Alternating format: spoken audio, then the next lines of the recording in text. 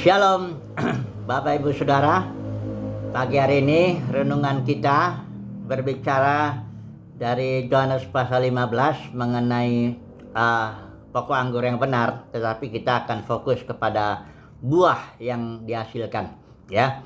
Dikatakan di sini, Yesus katakan, akulah pokok anggur yang benar dan Bapakkulah pengusahanya. Jadi satu lagi dikatakan, akulah pokok ayat 5, akulah pokok anggur yang benar, kamulah ranting-rantingnya. Jadi murid-murid Yesus itu sebagai ranting dan Yesus sebagai pokok anggur. Pokok itu artinya dari akar, batang, ranting, buah juga termasuk itu yang satu pokok, ya. Jadi kita ini menjadi bagian daripada Kristus itu. Nah, yang saya mau tekankan di sini dikatakan akulah pokok anggur yang benar. Berarti ada pokok anggur yang tidak benar. Kalau Yesus itu hanya dia satu-satunya yang benar, nggak ada yang nggak benar, ya tentu dia nggak bilang begitu. Nah, pokok anggur yang tidak benar ini yang mana?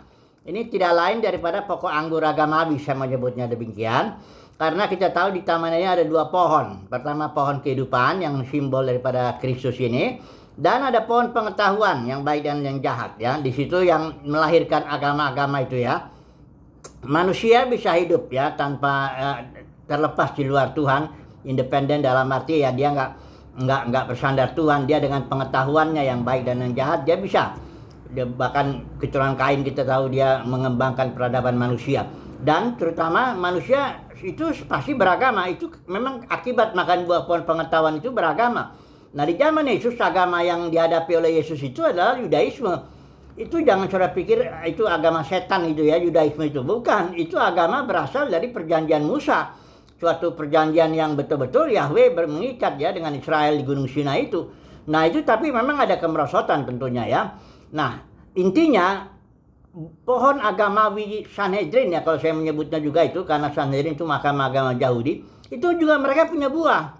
Buahnya, ya, kita lihatlah dulu baik cucinya itu yang sudah dipugar oleh Herodes, ya, walaupun alasan politik tapi sangat megah luar biasa. Udah gitu mereka punya organisasi yang rapi. Sanhedrin itu mahkamah agama, ada yang pusat, ada yang di lokal-lokal juga. Dan imam besarnya di situ yang Kayafas, ya, pada zamannya itu punya 70 anggota, ya. Mereka mempunyai pengaruh yang luar biasa atas masyarakat di situ, ya. Mereka bukan hanya pengaruhnya keagamaan, tapi politik, sosial juga pengaruh. Bahkan mereka bisa menghukum barang siapa yang mereka anggap salah. Hanya hukum mati tidak boleh. Nah, jadi buah dari pohon agamawi, pokok anggur yang salah ini, nah itu kita akan bandingkan nanti dengan buah yang berasal dari pokok anggur yang benar, yaitu dari Kristus ini, ya. Nah, mari kita lihat buahnya sepanjang Yohanes 15 ini, ya.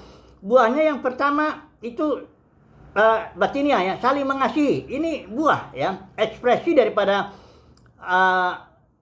buah yang pokok anggur itu saling mengasihi murid-muridnya, ya. Karena ini juga salah satu buah roh, ya. Ada sukacita juga di sini, ya. Kasih, sukacita, damai sejahtera, sabaran, kemurahan, baikan, kesetiaan, kelemah lembutan, penguasaan diri. Ini buah daripada pokok anggur yang benar, ya. Kalau ingat, ya, kalau pokok anggur yang agamawi yang salah itu buahnya berbentuk fisik, kelihatan gitu. Oh, gedungnya yang besar, korban-korbannya yang rapi, apa semuanya, ya. Organisasinya yang rapi, imam besar dengan pakaiannya yang dahsyat itu. Kalau orang Farisi itu berpakaian luar biasa, itu ada ayat-ayatnya dan sebagainya. Pengaruhnya luar biasa atas sosial, politik dan sebagainya. Itu buah-buahnya pokok anggur yang salah dan yang agamawi, saya bilang begitu, ya. Nah, kemudian satu lagi yang buah mau saya soroti di sini, yaitu bahwa dunia keagamaan itu membenci murid-murid Yesus. Saudara kalau lihat pasal 15 ini ayat 18 sampai ayat 25, ini jelas itu. Istilah dunia di sini, ya, perhatikan ayat 18 saya baca, ya. Jikalau dunia membenci kamu, ingatlah bahwa ia telah lebih dahulu membenci aku daripada kamu. Siapa dunia ini? Ayat 25 menjelaskan. Tetapi firman yang ada tertulis dalam kitab Taurat mereka harus digenapi, mereka membenci aku tanpa alasan. Jadi dunia yang dimaksud oleh Yesus di sini adalah Yudaisme yang membenci Yesus tanpa alasan. Ini kutipan dari kitab Mazmur, dari kitab Taurat mereka. Nah, oke lah. Jadi kita sudah lihat, ya, ada buah daripada pokok anggur yang benar, yaitu kasih, sukacita, damai sejahtera yang bersifat buah roh itu batinia. Ada juga satu lagi nih buah nih, dibenci oleh dunia keagamaan. Ya, Yesus bahkan dibunuh oleh Sanhedrin itu, ya. Dan murid-muridnya begitu. Kayak Yesus bilang, seorang murid nggak lebih dari gurunya. Kalau gurunya diperlakukan begitu oleh dunia keagamaan, ya muridnya mestinya begitu. Itu tanda bahwa dia murid. Kalau muridnya malah dipuja-puja oleh dunia keagamaan, oh ini ada sesuatu yang salah ya. Kalau saudara dan saya dipuja-puja oleh dunia kekristenan saat ini, ada yang salah saudaraku ya. Jangan saudara senang, itu tentu ada yang keliru. Kenapa? Kok guru kita dibenci oleh dunia keagamaan di zaman dibunuh ya. Oke lah. Sekarang kita masuk dulu konteks saat ini kita, dunia kekristenan. Saudara, dunia kekristenan juga punya buah. Ya, dunia kekristenan itu dunia keagamaan, karena di dalam dunia kekristenan sudah berlaku ajaran Jebel bilang Nikolaus ya. Perdagangan itu dalam dunia kekristenan luar biasa ya. Buah-buah dalam dunia kekristenan itu pasti yang kelihatan fisik ya, bangunan yang besar ya, organisasi yang besar, jumlah pengikut yang besar, itu buah ya dalam dunia kekristenan. Pokok anggur agamawi itu. Tetapi buah daripada murid-murid itu batiniah ya. Nah, saya mau tekankan dulu bahwa kalau kita memang benar-benar mengikuti Kristus itu kemana saja dia pergi ya, kita pasti mengalami ya minimal dikucilkan lah oleh dunia kekristenan ya. Saudara jangan heran ini ya, ini memang buahnya kok gitu ya. Ya, mari kita baca satu dulu kita Wahyu pasal 17 ini ya. Ini perempuan di kitab Wahyu itu ada dua, ada di pasal 12 itu yang melahirkan putra-putra Elohim, itulah pokok anggur yang benar. Ini satu lagi nih, pasal 17. Ini perempuan juga, kalau namanya kalau udah perempuan itu simbol daripada gereja tuh, dari Kejadian Wahyu. Hawa itu simbol daripada gereja ya. Di sini perempuan juga ini. Tapi di sini disebut perempuannya pelacur ya, karena dia campuran semua. Oke, coba perhatikan ini, salah satu ciri daripada perempuan gereja pelacur ini.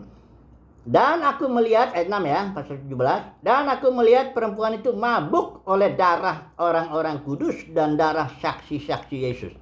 Saudara, orang yang memahami dunia kekristenan yang udah berjalan 2000 tahun ini kurang lebih, mereka akan tahu bahwa dunia kekristenan telah dipenuhi oleh darah saksi-saksi Yesus. Ada yang dimatinya di tiang bakaran, ada yang macam-macam. Ya, ini dah digenapilah firman Tuhan ini. Perempuan itu mabuk oleh darah orang-orang kudus. Nah, sekarang kita tutuplah ya.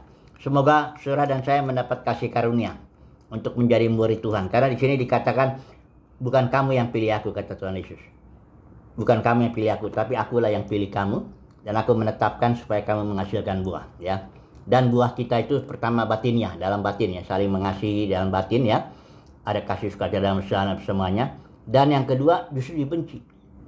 Dikucilkanlah minimal oleh dunia keagamaan dan dunia kekristenan saat ini ya. Kita berjalan melawan arus kira-kira gitulah ya. Dan inilah dia. Mari kita ya semoga lah ya saudara dan saya kita mendapat kasih karunia ya untuk ambil bagian dalam buah daripada pokok anggur yang benar, bukan buah daripada pokok anggur agamawi yang salah gitu ya. Oke lah ya. Semoga kita mendapat kasih karunia untuk itu. Haleluya. Amin.